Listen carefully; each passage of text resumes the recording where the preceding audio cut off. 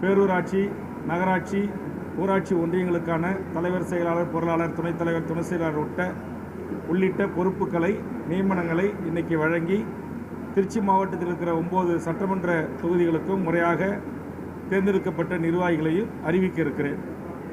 இதற்காகத்தான் இன்றைய என்னுடைய திருச்சி மாவட்டத்தினுடைய பயணம்.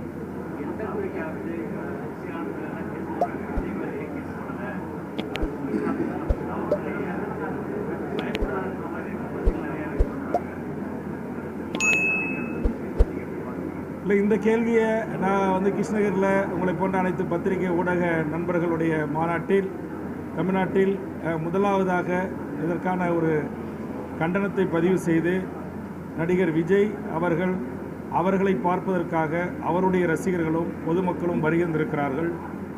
அங்கு அளவுக்கு மீறிய கூட்டம் கூடியிருக்கிறது. அவர் சுமார் 7 மணி நேரம் காலதாமதம்